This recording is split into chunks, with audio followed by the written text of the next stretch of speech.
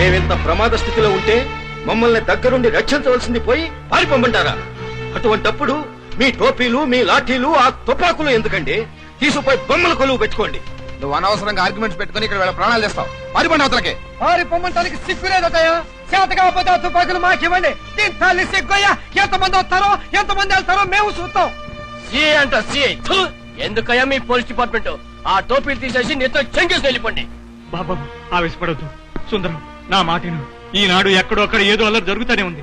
శాంతి భద్రతలు ఎలా కాపాడాలి? 500 మందికి ఒక్క పోలీసు ఉన్నాడు బాబు ఈ దేశంలో. అందుకే చెప్తున్నాను, మీరేమైనా అనుకోండి, పేదవాళ్ళు మాత్రం అపాయంలో పట్టడానికి ఏం లేదు, అంతే. బాబు పారిపోండి బాబు, నా మాట. 10 మందిని కాపాడలేని మీరు శాంతి భద్రతలు కాపాడతారా? పండి అవతలకి. ఏ అమ్మ తీండ్రా కోటలో.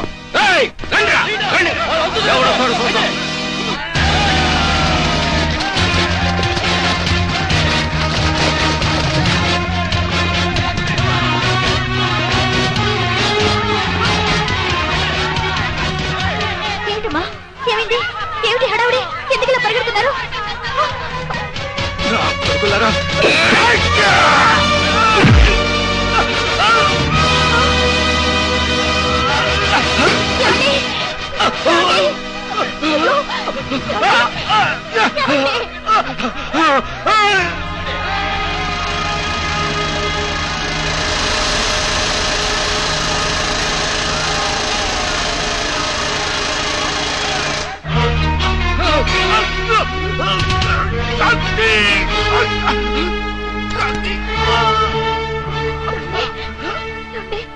కాస్త ఓర్చుకోండి, హాస్పిటల్ తీసుకెళ్తాను.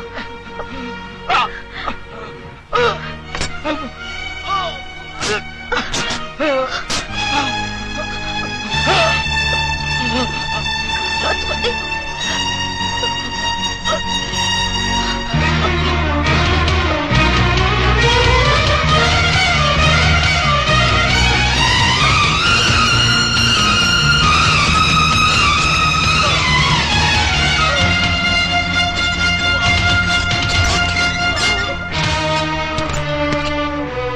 రక్తం పోనివ్వకండి.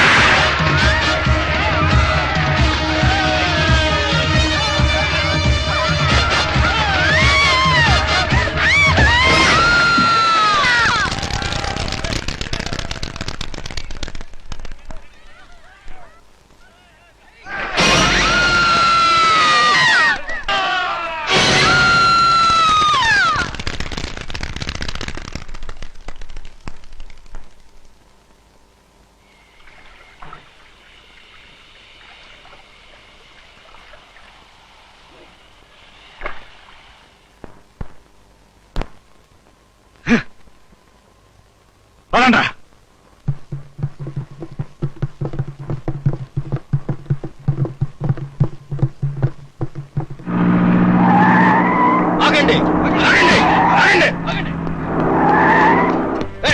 అందరూ అడ్డంగా నిలబడండి. ఎవరిని లోపల పని. నమస్కారం. ఎవ్వరో రావద్దు. సుందరం, మీకు విషయం తెలియదండి. అనవసరంగా కలుద్దాం.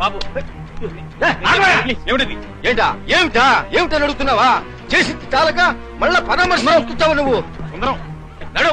ఏంటి నువ్వు చెప్పేది? నీకేం తెలియదు. ఈ గొడవ ఎలా జరిగిందో నాకు తెలియదు. చెప్తా నా కొడక, చేయాల్సిన ఘోరం అంతా చేసేసి ఇప్పుడు మొసలు కన్నీరు కార్చడానికి వచ్చావా? ఆ, మర్యాదగా చెప్తున్నాను ఇక్కడి నుంచి వెళ్ళు. నా మాట నమ్మండి, నమ్మండి. ఏం సార్, ఏ అసమ్మతి ముఠ ఏ మూల ఏం మాట్లాడుకుంటుందో అక్షరం పొల్లిపోకుండా క్షణాల్లో తెలిసే మీకు ఇక్కడ ఇంత ఘోరం జరిగితే 48 గంటల తర్వాత కానీ తెలియలేదా? లేక మీకు తీరలేదా? ఇలాంటిదేదో జరుగుతుందని మీకు ముందే తెలుసు. మీ స్థానిక నాయకుడికి ఇక్కడ పొలాల గొడవలు జరిగినప్పుడే తెలిసుండాలి. అంతేకాదు, ఇదంతా ఆయన అండదండలతో ఆయనకు తెలిసే జరిగిందని మాకందరికీ తెలుసు. శాంతి గారు, ఆవేశంలో రుజువులు లేని ఆరోపణలు చేసి ఇంకా ఉద్రేకాలే రెచ్చగొట్టకండి. రుజువులా ఎన్ని లాకప్ మరణాలకి రుజువులున్నాయండి? ఒక నాయకుడు చస్తే సిబిసిఐడిలని ఎంక్వైరీ కమిషన్లని వేసి మీ పోలీసు తోడేళ్ల గుంపును దేశం మీద తోలే మీకు ఇన్ని వందల మంది నిర్దాక్షిణ్యంగా పరమ కిరాతకంగా నరికివేయబడితే ఎవరు చేశారో మీకు తెలీదా? మీకు తెలుసన్న నిజానికి మా దగ్గర రుజువులు లేవు కాబట్టే కదా రుజువులు అడుగుతున్నారు. రుజువులున్నా వాటిని ఉండనివని కదండి మీ ప్రభుత్వం. అయినా రుజువులకి మీ పోలీసులకి జాతి వైరం కదా. న్యాయం చెప్పడానికి కాదండి మీరొచ్చింది, మీ వర్గాన్ని కాపాడుకోవడం కోసం వచ్చారు. మాకు కళ్ళబొల్లి కబుర్లు చెప్పి మొసలు కన్నీళ్లు కార్చడానికి వచ్చారు. చిచ్చు పెట్టి మమ్మల్ని రెచ్చగొట్టడానికి వచ్చారు. ఆవేశం జరిగిన దానికి నేను ఎంతగా కుమిలిపోతున్నానో నీకు చెప్పినా నువ్వు నమ్మే స్థితిలో లేవు. ఛీ! నమ్మకం అనే మాట తెలుగు భాషలో ఎప్పుడో తిరిగిపోయిందయ్యా. ఇప్పుడు మాకే న్యాయం చేస్తారో అది చెప్పండి. భర్తల్ని పోగొట్టుకున్న అభాగ్యులకు, తల్లిదండ్రులు పోగొట్టుకున్న అనాథలకు మీరేం న్యాయం చేకూరుస్తారో చెప్పండి సార్. నా ప్రభుత్వం అన్ని విధాలా వాళ్లకు అండగా ఉంటుంది. అనాథలైన కుటుంబాలకు కుటుంబానికి ఎకరం భూమి, 1,00,000 నగదు ఇప్పించే ఏర్పాటు చేస్తాను. లక్షిస్తారా మాకు? మీరిచ్చే లక్షతో మా పోయినోళ్ల ప్రాణాలు ఏ రాజకీయ అంగళ్ళలో కొనుక్కోవాలో చెప్పండి. ఏ దోపిడీయో దొంగతనమో చేసి 10 లక్షల రూపాయలు సంపాదించి ఇప్పుడే ఇక్కడే ఇంతమంది మధ్యన మిమ్మల్ని మీలాంటి నాయకుల్ని నరికి పోగులు పెడతాం. సుందరం గారు, పర్మిషన్ ఇస్తారా?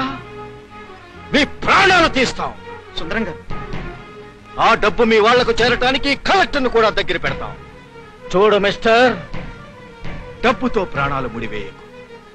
డబ్బుతో ప్రాణాలు సుందరం ముడివేయకు. గారు, ప్లీజ్. ఎవరు తప్పు చేశారు, ఎవరిని శిక్షిస్తున్నాం? నేరము శిక్ష ఇంపార్టెంట్. సుందరం గారు, ఆవేశపడకండి. నా మాట చేస్తాడట లక్ష భిక్ష. బాబు, ప్రాణాలు తీసి ప్రాణానికో లక్షిస్తారా? ఆ గ్యారంటీ మీ ప్రభుత్వమే ఇస్తే ఈనాడు భారతదేశంలో 80 కోట్ల మందిలో 79 కోట్ల మంది ఆ లక్ష కోసం తమకు తామే పడుచుకునే స్థితిలో ఉన్నారు. You know that? ఎవరికి కావాలండి మీ బోడి డబ్బు?